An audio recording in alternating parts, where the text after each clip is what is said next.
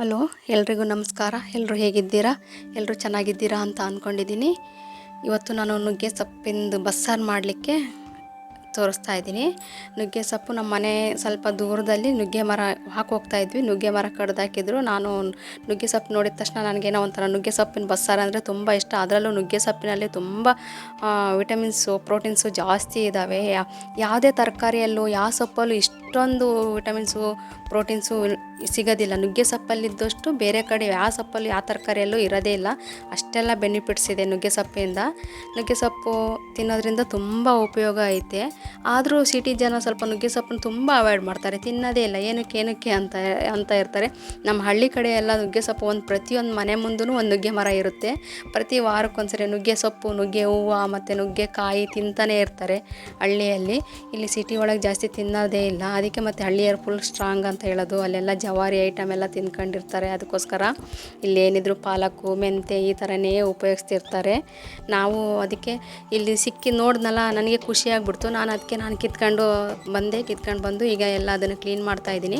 ನುಗ್ಗೆ ಸೊಪ್ಪಲ್ಲಿ ಏನೇನು ಬೆನಿಫಿಟ್ಸ್ ಇದ್ದಾವೆ ಅಂದರೆ, ನುಗ್ಗೆ ಸೊಪ್ಪಲ್ಲಿ ಹಿಮೋಗ್ಲೋಬಿನ್ ತುಂಬ ಇಂಪ್ರೂವ್ ಮಾಡುತ್ತೆ, ಮತ್ತು BP ಕಂಟ್ರೋಲ್ ಮಾಡುತ್ತೆ, ಮತ್ತು ಫ್ಯಾಟ್ ಬರ್ನಿಂಗ್ ಆಗುತ್ತೆ, ಮತ್ತು ಲಿವರ್ಗೆ ತುಂಬ ಉಪಯೋಗ ಐತೆ, ಮತ್ತು ಕಿಡ್ನಿ ಸ್ಟೋನ್ ಅಂತೂ ಕಡಿಮೆ ಮಾಡುತ್ತೆ, ಮತ್ತು ಶುದ್ಧೀಕರಿಸುತ್ತೆ, ರಕ್ತ ಕೂಡ ಫಿಲ್ಟ್ರ್ ಮಾಡುತ್ತೆ. ಇದು ಇಲ್ಲಿಗೆ ಮತ್ತು ಸ್ಕಿನ್ಗೆ ತುಂಬ ಒಳ್ಳೆಯದು, ಮತ್ತು ವೆಯ್ಟ್ ಲಾಸ್ ಕೂಡ ಆಗುತ್ತೆ. ಇದರಲ್ಲಿ ಎಷ್ಟೆಲ್ಲ ಬೆನಿಫಿಟ್ಸ್ ಇದ್ದಾವೆ ಅಂದರೆ, ನುಗ್ಗೆ ಸೊಪ್ಪಲ್ಲಿ ತುಂಬ ಬೆನಿಫಿಟ್ಸ್ ಇದ್ದಾವೆ. ನುಗ್ಗೆ ಸೊಪ್ಪಲ್ಲಿ ನಿಜವಾಗ್ಲೂ ನನ್ನ ವಿಡಿಯೋ ಯಾರ್ಯಾರು ನೋಡ್ತೀರೋ ಅವರು ದಯವಿಟ್ಟು ಅಷ್ಟು ಸಾಧ್ಯವೋ ಅಷ್ಟು ನುಗ್ಗೆ ಸೊಪ್ಪು ಯಾವಾಗ ಸಿಗುತ್ತೋ ಆವಾಗ ನೀವು ಉಪಯೋಗಿಸ್ರಿ.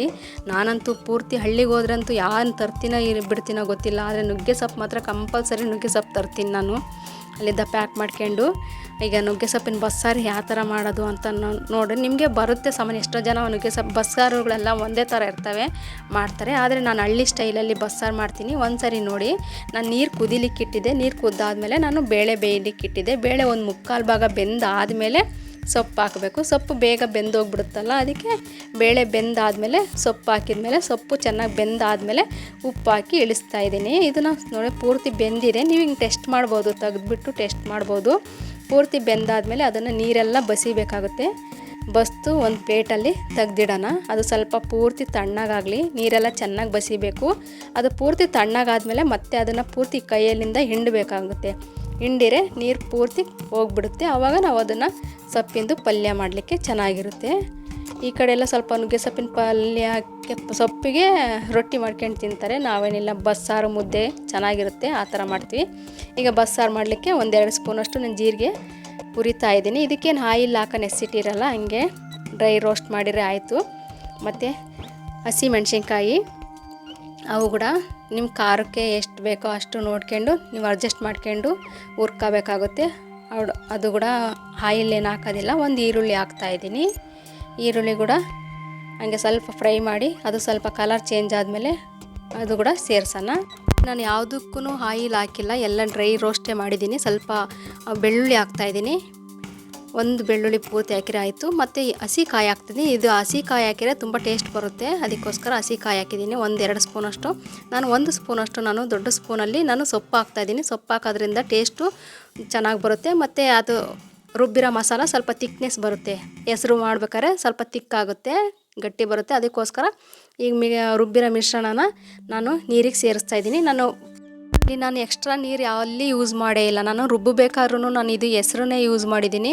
ಮತ್ತು ಈಗನೂ ಹೆಸ್ರಿಗೆ ಎಷ್ಟು ಹೆಸರು ಉಳಿದಿದೆ ಅದು ಅಷ್ಟಕ್ಕೆ ನಮ್ಗೆ ಎಷ್ಟು ಬೇಕೋ ಅಷ್ಟಕ್ಕೆ ನಾನು ಮಸಾಲ ಸೇರಿಸ್ಕೊಂಡು ನಾನು ಬಸ್ಸಾರು ರೆಡಿ ಮಾಡ್ಕೊಳ್ತಾಯಿದ್ದೀನಿ. ಎಕ್ಸ್ಟ್ರಾ ನೀರು ಸೇರಿಸಿ ರುಬ್ಬಬೇಕಾದ್ರೂ ಇದಕ್ಕೆ ಸ್ವಲ್ಪ ಹುಣಸೆಹಣ್ಣು ಹಾಕ್ತಾಯಿದ್ದೀನಿ. ನೀವು ಹುಣಸೆಹಣ್ಣು ಬೇಕಾದ್ರೆ ರುಬ್ಬಬೇಕಾದ್ರೂ ಹಾಕ್ಬೋದು, ಇಲ್ಲಾಂದರೆ ಹೀಗೆ ಹಾಕ್ತಿದ್ದೀನಿ. ಮತ್ತು ಅದಕ್ಕೆ ಸ್ವಲ್ಪ ರುಚಿಗೆ ತಕ್ಕಷ್ಟು ಉಪ್ಪು ಹಾಕ್ತಾಯಿದ್ದೀನಿ. ಉಪ್ಪು ಚೆಕ್ ಮಾಡಿ ನೀವು ಸೇರಿಸಬೇಕಾಗುತ್ತೆ. ನೀವು ಸ್ವಲ್ಪ ಒಗ್ಗರಣೆ ಮಾಡಲಿಕ್ಕೆ ಸ್ವಲ್ಪ ಆಯಿಲ್ ಹಾಕಿದ್ದೀನಿ, ಸ್ವಲ್ಪ ಸಾಸಿವೆ, ಜೀರಿಗೆ ಮತ್ತು ಸ್ವಲ್ಪ ಕರಿಬೇವು ಹಾಕ್ತಾಯಿದ್ದೀನಿ. ಇದೆಲ್ಲ ಸ್ವಲ್ಪ ಫ್ರೈ ಆಗಲಿ. ಫ್ರೈ ಆದಮೇಲೆ ಸ್ವಲ್ಪ ಗ್ರೀನ್ ಚಿಲ್ಲಿ, ಒಂದು 6 ಗ್ರೀನ್ ಚಿಲ್ಲಿ ಹಾಕ್ತಾಯಿದ್ದೀನಿ ಕಟ್ ಮಾಡಿ. ಮತ್ತು ಈರುಳ್ಳಿ ಕೂಡ 1 ಈರುಳ್ಳಿ ಹಾಕ್ತಾಯಿದ್ದೀನಿ, ದಪ್ಪ ಸೈಜಿಂದು 1 ಈರುಳ್ಳಿ. ಇದು ಸೊಪ್ಪಿಗೆ ಫ್ರೈ ಮಾಡ್ತಾಯಿದ್ದೀನಿ, ಒಗ್ಗರಣೆ ಕೊಡ್ತಾಯಿದ್ದೀನಿ.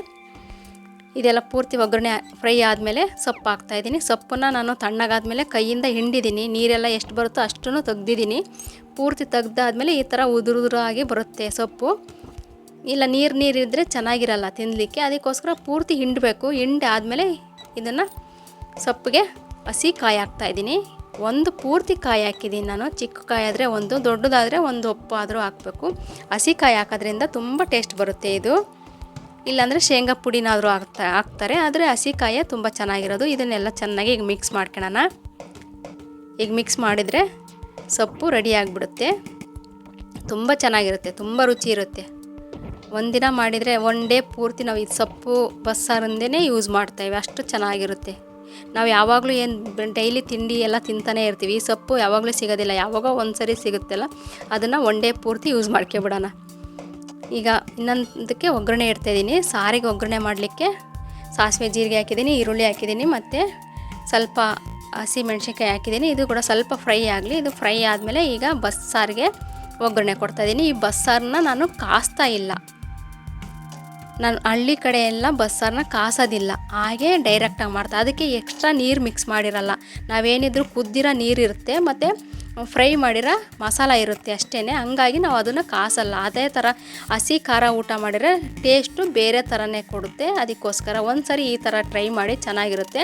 ನಾನು ಮುದ್ದೆ ಮಾಡಲಿಕ್ಕೆ ಇಟ್ಟಿದ್ದೆ. ಮುದ್ದೆ ಮಾಡ್ಬೇಕಾದ್ರೆ ಸ್ವಲ್ಪ ಚೆನ್ನಾಗಿ ನೀರು ಕುದಿಬೇಕು. ನೀರು ಕುದ್ದಾದ್ಮೇಲೆ ಸ್ವಲ್ಪ ಅನ್ನ ಹಾಕ್ತೀವಿ ನಾವು. ಸ್ವಲ್ಪ ಅನ್ನ ಹಾಕಿ ಮುದ್ದೆ ಮಾಡ್ತೀವಿ.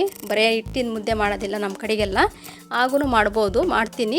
ಆದರೆ ಸ್ವಲ್ಪ ಅನ್ನ ಹಾಕಿ ಮುದ್ದೆ ಮಾಡೋದೇ ಸ್ವಲ್ಪ ಜಾಸ್ತಿ. ಇಲ್ಲಾಂದರೆ ಅಕ್ಕಿ ಹಾಕ್ತಾರೆ, ಬೇರೆ ಕಡೆ ಅಕ್ಕಿ ಹಾಕಿದರೆ ಅನ್ನ ಆಗೋವರೆಗೂ ವೆಯ್ಟ್ ಮಾಡಬೇಕಾಗುತ್ತೆ. ಅದಕ್ಕೆ ಅನ್ನ ಆಲ್ರೆಡಿ ಮನೆಗೆ ಮಾಡಿಟ್ಟಿರುತ್ತಲ್ಲ, ಅದನ್ನು ಒಂದು ಸ್ಪೂನ್ ಹಾಕಿಬಿಟ್ರೆ ಆಯಿತು. ಅದು ಕುದಿ ಬಂದಮೇಲೆ ಹಿಟ್ಟು ಹಾಕಿ ಚೆನ್ನಾಗಿ ಮಿಕ್ಸ್ ಮಾಡಬೇಕು. ಈ ಥರ ಕೋಲಿಂದ ಚೆನ್ನಾಗಿ ಮಿಕ್ಸ್ ಮಾಡಿಬಿಟ್ರೆ ಮುದ್ದೆ ರೆಡಿಯಾಗುತ್ತೆ. ಇದು ತುಂಬ ಕಷ್ಟ ಅಂತಾರೆ ಜನ, ಏನಿಲ್ಲ, ತುಂಬ ಈಸಿ. ಯಾವುದು ಮನುಷ್ಯರಿಗೆ ಕಷ್ಟನೇ ಅಲ್ಲ. ಅದ್ರಾಗೂ ಹೆಣ್ಮಕ್ಳಿಗಂತೂ ಯಾವುದು ಕಷ್ಟ ಇರಲ್ಲ, ಎಲ್ಲ ಈಸಿಯಾಗಿ ಮಾಡ್ಕೊಳ್ತಾರೆ. 1-2 ಸರಿ ಟ್ರೈ ಮಾಡಿದರೆ ಈಸಿಯಾಗಿ ಬಂದುಬಿಡುತ್ತೆ ಅಷ್ಟೇ. ನಾವು ಟ್ರೈ ಮಾಡೋದ್ರಾಗಿರುತ್ತೆ. ನಮಗೆ ಮಾಡಲಿಕ್ಕೆ ಸೋಂಬೇರಿ ಇರೋ ಅಂಥವ್ರು ನಮಗೆ ಆಗೋದಿಲ್ಲ, ಬರೋದಿಲ್ಲ ಅಂತ ಹೇಳ್ತಾರೆ ಅಷ್ಟೇ. ಕಷ್ಟಪಟ್ಟರೆ ಎಲ್ಲ ಈಸಿ. ಈಗ ನಾನು ಯೂಟ್ಯೂಬಿಗೆ ಎರಡನೇ ವೀಡಿಯೋದಲ್ಲೇ ನಾನು ಇಷ್ಟೆಲ್ಲ ಕಲಿತು ವೀಡಿಯೋನ ಮಾಡಿ ವಾಯ್ಸ್ ಓವರ್ ಕೊಟ್ಟು ಎಲ್ಲ ಮಾಡ್ತಾಯಿದ್ದೀನಿ. ಅಂದರೆ ಎಲ್ಲ ಪ್ರಾಕ್ಟೀಸ್ ಮಾಡಿದರೆ ಯಾವುದು ಕಷ್ಟನೇ ಇಲ್ಲ, ಈಸಿಯಾಗೇ ಆಗುತ್ತೆ. ನಮಗೆ ಕಷ್ಟ ಅಂತ ನಾವು ಲೈಫಲ್ಲಿ ಯಾವುದು ಅಂದ್ಕೋಬಾರ್ದು. ಕಷ್ಟ ಅಂತ ಕೂತ್ಕೊಂಡ್ರೆ ಕಷ್ಟನೇ ಆಗುತ್ತೆ ಜೀವನದಲ್ಲಿ. ಕಷ್ಟನ ನಾವು ಪಾಸಿಟಿವ್ ಆಗಿ ತಗೊಂಡು ನಾವು ಕಷ್ಟನ ಇಷ್ಟಪಟ್ಟು ಮಾಡಿದಾಗ ನಮ್ಮದು ಎಲ್ಲದೂ ಈಸಿಯಾಗಿ ಬರ್ತೈತೆ. ನಾನು ತುಂಬ ಕಷ್ಟಪಟ್ಟ ಮೇಲೆ ನಾನು ಯೂಟ್ಯೂಬ್ ಸ್ಟಾರ್ಟ್ ಮಾಡಿ ಯೂಟ್ಯೂಬ್ ಜರ್ನಿ ನಂದು 2ನೇ ವೀಡಿಯೋ ಹಾಕ್ತಾಯಿದ್ದೀನಿ. ಪ್ಲೀಸ್ ನಿಮ್ಮೆಲ್ಲರ ಸಪೋರ್ಟ್ ನಂಗೆ ಸದಾ ಕಾಲ ಬೇಕು. ಪ್ಲೀಸ್ ನನಗೆ ಸಬ್ಸ್ಕ್ರೈಬ್ ಮಾಡ್ಕೊಂಡು ನೋಡಿ. ನಿಮ್ಮ ಸಬ್ಸ್ಕ್ರೈಬ್ನಿಂದ ನನ್ನ ಜೀವನನೇ ಚೇಂಜ್ ಆಗುತ್ತೆ. ನನ್ನ ಮೊದಲನೇ ವೀಡಿಯೋದಲ್ಲಿ ನಾನು ಯಾಕೆ ಮಾಡಿದೆ, ಏನಕ್ಕೋಸ್ಕರ ಮಾಡಿದೆ ಅಂತ ನಂದೆಲ್ಲ ಹೇಳಿದ್ದೀನಿ. ಪ್ಲೀಸ್ ನನ್ನ ಮೊದಲನೇ ವೀಡಿಯೋ ನೋಡಿದರೆ ನಿಮಗೆ ಗೊತ್ತಾಗುತ್ತೆ.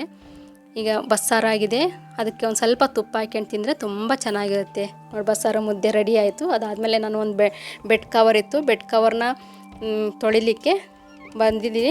ಈ ಬೆಡ್ ಕವರ್ ತೊಳಿಬೇಕಂದ್ರೆ ರಾತ್ರಿನೇ ನಾನು ಬಿಸಿ ನೀರಲ್ಲಿ ಹಾಕಿ ಕುದಿಸಿ ಇಟ್ಟಿದ್ದೆ. ಅದಕ್ಕೋಸ್ಕರ ಬೆಡ್ ಕವರ್ ತೊಳಿಬೇಕಂದ್ರೆ ಸ್ವಲ್ಪ ಈಸಿ ಆಗುತ್ತೆ. ಇಲ್ಲಾಂದರೆ ಅವಾಗೆ ಡೈರೆಕ್ಟ್ ತೊಳಿಬೇಕಂದ್ರೆ ಸ್ವಲ್ಪ ವಜೆ ಆಗುತ್ತೆ. ಸ್ವಲ್ಪ ಬೆಡ್ ಕವರ್ಗಳೆಲ್ಲ ದಪ್ಪ ಸೈಜಲ್ಲಿ ಇರ್ತಾವಲ್ಲ, ಅದನ್ನೆಲ್ಲ ಎತ್ತಿ ಒಗಿಬೇಕಂದ್ರೆ ಆಗೋದಿಲ್ಲ. ಎಲ್ಲರ ಮನೆಯಲ್ಲೂ ವಾಷಿಂಗ್ ಮಿಷಿನ್ ಇಲ್ಲ.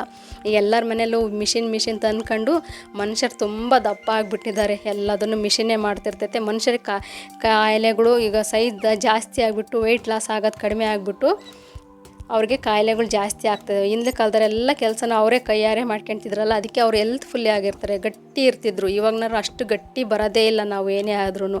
ಅದಕ್ಕೆ ಸಾಧ್ಯವಾದಷ್ಟು ನಮಗೆ ಈಗ ನೋಡಿ ಕೈಗೆ ಬಾಡಿಗೆ ಫುಲ್ ಎಕ್ಸಸೈಸ್ ಆದಂಗೆ ಆಗ್ತಿರ್ತೈತಿ ಇದನ್ನು ತೊಳೆಯೋದ್ರಿಂದ. ಸಾಧ್ಯವಾದಷ್ಟು ನಮ್ಗೆ ಎಷ್ಟಾಗುತ್ತೋ ಅಷ್ಟನ್ನು ನಾವು ಎಕ್ಸಸೈಸ್ ಥರ ಮಾಡ್ಕೋಬೇಕು. ಎಲ್ಲ ಮಿಷಿನ್ಗೆ ಹಾಕ್ತೀವಿ, ಅದಕ್ಕೆ ವಾಕ್ ಹೋಗೋದು, ಜಿಮ್ಗೆ ಹೋಗೋದು ಅದೆಲ್ಲ ಮಾಡ್ತಿರ್ತಾರೆ ದುಡ್ಡಿರೋರು. ದುಡ್ಡಿಲ್ದಾರೆ ಏನು ಮಾಡ್ತಾರೆ, ಸುಮ್ಮನೆ ಕೂತ್ಕೊಳ್ತಿರ್ತಾರೆ. ಅದಕ್ಕೆ ಮನೆಗೆ ಪೂರ್ತಿ ಕೆಲಸ ಎಷ್ಟು ಮ್ಯಾಕ್ಸಿಮಮ್ ಕೆಲಸ ಇರುತ್ತೋ ಅಷ್ಟನ್ನು ನಾವು ಶಕ್ತಿ ಮೀರಿ ಕೆಲಸ ಮಾಡೋದ್ರಿಂದ ನಮ್ಮ ಆರೋಗ್ಯನೂ ತುಂಬ ಸುಧಾರಿಸುತ್ತೆ. ಈಗಂತೂ ತುಂಬ ಕಾಯಿಲೆಗಳು, ತುಂಬ ಸಮಸ್ಯೆಗಳು, ಏನು ಬರೀ ದೊಡ್ಡ ಅವಾಗ ಬಂದಾಗ ಚಿಕ್ಕ ಕಾಯಿಲೆಗಳು ಬರೋಲ್ಲ, ದೊಡ್ಡ ಕಾಯಿಲೆಗಳು ಬರ್ತಿರ್ತವೆ. ಅದಕ್ಕೋಸ್ಕರ ಸಾಧ್ಯವಾದಷ್ಟು ಶಕ್ತಿ ಮೀರಿ ಕೆಲಸ ಮಾಡಬೇಕು. ನಮ್ಮ ಶಕ್ತಿನ ಹೊರಗೆ ಹಾಕಬೇಕು. ಹೊರಗೆ ಹಾಕಿದರೆ ನಮಗೆ ಮನಸ್ಸಲ್ಲಿರೋದೆಲ್ಲ ಹೊರಗೆ ಹಾಕ್ತೀವಲ್ಲ, ಹಾಗೆ ನಮ್ಮ ಬಾಡಿ ವೆಯ್ಟೂ ಕೂಡ ಹಗುರ ಆಗುತ್ತೆ. ನಮಗೆ ಹೆಲ್ತ್ ಕೂಡ ತುಂಬ ಬೆನಿಫಿಟ್ ಸಿಗುತ್ತೆ. ಅದಕ್ಕೆ ಸಾಧ್ಯವಾದಷ್ಟು ವಾರದಲ್ಲಿ 1 ಸರಿ ಆದರೂ ಈ ಥರ ಕೆಲಸ ಮಾಡಿದರೆ, ಶಕ್ತಿ ಮೀರಿ ಕೆಲಸ ಮಾಡಿದರೆ ಆರೋಗ್ಯಕ್ಕೂ ಒಳ್ಳೆಯದು. ಟ್ರೈ ಮಾಡಿ, ಎಲ್ಲರೂ ಒಳ್ಳೆಯದಾಗುತ್ತೆ. ಮನೆಯೂ ಕ್ಲೀನ್ ಇರುತ್ತೆ, ನಮಗೂ ಆರಾಮ ಅನಿಸುತ್ತೆ. ನಾವು ಕೂಡ ಆವಾಗ ಆರೋಗ್ಯವಾಗಿರ್ತೀವಿ. ಆರೋಗ್ಯ ಕಳ್ಕೊಳ್ಳೋದು ಇಂಪಾರ್ಟೆಂಟ್ ಅಲ್ಲ, ಆರೋಗ್ಯ ಕಳ್ಕೊಂಡ್ರೆ ಅದ್ರದ್ದು ಬೆಲೆ ಎಷ್ಟು ಅಂತ ಅವಾಗ ಗೊತ್ತಾಗುತ್ತೆ. ಅದಕ್ಕೆ ಆರೋಗ್ಯ ಇರಬೇಕಾದ್ರೆ ಆರೋಗ್ಯ ಕಾಪಾಡ್ಕೊಳ್ಳೋದು ನಾವು ನೋಡಬೇಕಾಗುತ್ತೆ. ಈಗ ಜೋಳ ತಂದಿದ್ದೆ ನಾನು, ಜೋಳ ಕೂಡ ಈಗ ಒಂದು 15-20 ದಿನ ಆಯ್ತು ಸುಮ್ಮನೆ ತಂದು ಹಂಗೆ ಇಟ್ಕೊಂಡಿದ್ದೆ, ಬಿಸಿಲೇ ಇಲ್ಲ, ಬರೀ ಮಳೆ ಗಾಳಿ ಇದೇ ಬರ್ತಾಯಿದೆ. ಅದಕ್ಕೋಸ್ಕರ ಇವತ್ತು ಸ್ವಲ್ಪ ಬಿಸಿಲಿತ್ತು, ಅದಕ್ಕೋಸ್ಕರ ಬೆಡ್ ಕವರು ತೊಳೆದು ಮತ್ತು ಜೋಳ ಕೂಡ ತೊಳೆದು ಒಣಗಾಕೋಣ ಅಂತ ಒಣಗಾಕ್ತಾಯಿದ್ದೀನಿ. ಯಾವುದೇ ಆಗಲಿ ನಾವು ಜೋಳ ಆಗಲಿ ಏನೇ ಆಗಲಿ ತಂದ್ರೂ ಸ್ಟೋರಿಂದ ತೊಳೆದೇ ಒಣಗಾಕೋಕೆ. ಎಷ್ಟೋ ಜನ ತೊಳೆದೇ ಒಣಗಾಕ್ತಾರೆ ಬಿಡು, ಆದ್ರೂ ಯಾರ್ಯಾರು ತೊಳೆಯಲ್ಲ ಅವರೆಲ್ಲ ಪ್ಲೀಸ್ ನಿಮ್ಮ ಆರೋಗ್ಯದ ದೃಷ್ಟಿಯಿಂದ ಆದ್ರೂ ನೀವು ತೊಳೆದು ಒಣಗಾಕ್ರಿ. ಇವತ್ತಿನಿಂದ ನಾನು ವೀಡಿಯೋ ಯಾರ್ಯಾರು ನೋಡ್ತಾರೋ ಅವ್ರಿಗೆಲ್ಲ ಒಂದೊಂದು ಟಿಪ್ಸು, ದಿನ ಒಂದೊಂದು ಟಿಪ್ಸ್ ಹೇಳ್ತಾ ಇರ್ತೀನಿ ಒಣಗಾಕ್ರಿ. ಯಾಕಂದರೆ ಅಲ್ಲಿ ಔಷಧಿ ಹಾಕಿರ್ತಾರೆ, ಅದು ಹುಳಗಳು ಆಗಬಾರ್ದು ಅಂತ ಔಷಧಿ ಎಲ್ಲ ಹಾಕಿರ್ತಾರೆ, ಪೌಡರೆಲ್ಲ ಮಿಕ್ಸ್ ಮಾಡಿರ್ತಾರೆ. ಅದಕ್ಕೋಸ್ಕರ ಅದು ಪೌಡರೆಲ್ಲ ಔಷಧಿ ಎಲ್ಲ ನಾವು ಹಾಗೆ ಡೈರೆಕ್ಟಾಗಿ ತಿಂದಂಗೆ ಆಗುತ್ತೆ. ಬೇರೆ ಎಲ್ಲ ಕಾಳಿಗೆ ತರಕಾರಿಗೆ ಔಷಧಿ ಹೊಡೆದು ಅದು ಬೆಳೆಸಿರ್ತಾರೆ, ಅದು ಬೇರೆ. ಇದನ್ನು ಡೈರೆಕ್ಟ್ ಪುಡಿ ಹಾಕಿರ್ತಾರೆ. ಆ ಡೈರೆಕ್ಟ್ ಪುಡಿನ ನಾವು ಡೈರೆಕ್ಟಾಗೆ ತಿಂದಂಗೆ ಆಗುತ್ತೆ. ಅದಕ್ಕೋಸ್ಕರ ಯಾವುದನ್ನು ಹಾಗೆ ನಾವು ಯೂಸ್ ಮಾಡೋದು ಬೇಡ. ಒಂದು 2-3 ಸರಿನಾದರೂ ಚೆನ್ನಾಗಿ ಅದನ್ನು ನೀರಿಂದ ತೊಳೆದು ಹಾಕೋಣ. ರಾಗಿ ಆಗಲಿ, ಗೋಧಿ ಆಗಲಿ, ಜೋಳ ಆಗಲಿ, ಕಾಳುಗಳು ತರ್ತೀವಿ, ಅವನ್ನೆಲ್ಲದನ್ನು ಚೆನ್ನಾಗಿ ತೊಳೆದು ಯೂಸ್ ಮಾಡೋದ್ರಿಂದ ನಮಗೆ ಆರೋಗ್ಯ ತುಂಬ ಇಂಪಾರ್ಟೆಂಟ್. ಈ ಕಾಲದಾಗಂತೂ ದುಡ್ಡು ಕೊಟ್ಟರು ಸಿಗೋದಿಲ್ಲ ಆರೋಗ್ಯ ಅಂತಾರಲ್ಲ, ಆ ಥರ ಆಗಿಬಿಟ್ಟಿದೆ ಎಲ್ಲಿ ತಂಬೋದು. ಅದಕ್ಕೋಸ್ಕರ ನನ್ನ ಲಾಗಿಂದ ನಿಮಗೆ ಸ್ವಲ್ಪನಾದ್ರೂ ಯೂಸ್ ಆಗೋಂಥದ್ದು ಏನಾದರೂ ಒಂದು ಟಿಪ್ಸ್ ಹಾಕ್ತಾ ಇರ್ತೀನಿ, ಒಂದು ರೆಸಿಪಿ ಹಾಕ್ತಾ ಇರ್ತೀನಿ. ಪ್ಲೀಸ್ ನನಗೆ ನಿಮ್ಮೆಲ್ಲರ ಸಹಕಾರ ಸದಾ ಕಾಲ ಬೇಕು. ನಿಮ್ಮ ಸಪೋರ್ಟ್ ನಂಗೆ ತುಂಬ ಇಂಪಾರ್ಟೆಂಟು. ನನ್ನ ಜೀವನನೇ ನಿಮ್ಮ ಸಪೋರ್ಟಿಂದ ಚೇಂಜ್ ಆಗೋ ಚಾನ್ಸಸ್ ಇದೆ. ಪ್ಲೀಸ್ ನಿಮ್ಮದೊಂದು ಸಬ್ಸ್ಕ್ರೈಬ್ ನನ್ನ ಜೀವನನೇ ಬದಲಾಗುತ್ತೆ, ನಿಮ್ಮದೊಂದು ಲೈಕು ನನಗೆ ಆಸರೆ ಆಗುತ್ತೆ, ನಿಮ್ಮದೊಂದು ಕಮೆಂಟ್ಸು ನನಗೆ ಸ್ಫೂರ್ತಿ ಕೊಡುತ್ತೆ. ಇನ್ನೊಂದು ಸರಿ ಬೇರೆದೇನಾದರೂ ಅಪ್ಲೋಡ್ ಮಾಡಲಿಕ್ಕೆ ನನಗೆ ಎನ್ಕರೇಜ್ ಮಾಡ್ದಂಗೆ ಆಗುತ್ತೆ. ಅದಕ್ಕೋಸ್ಕರ ಪ್ಲೀಸ್ ಸಪೋರ್ಟ್ ಮಾಡಿ. ಇಷ್ಟೊತ್ತು ನನ್ನ ವೀಡಿಯೋ ನೋಡೋದಕ್ಕೆ ಥ್ಯಾಂಕ್ ಯು ಫಾರ್ ವಾಚಿಂಗ್.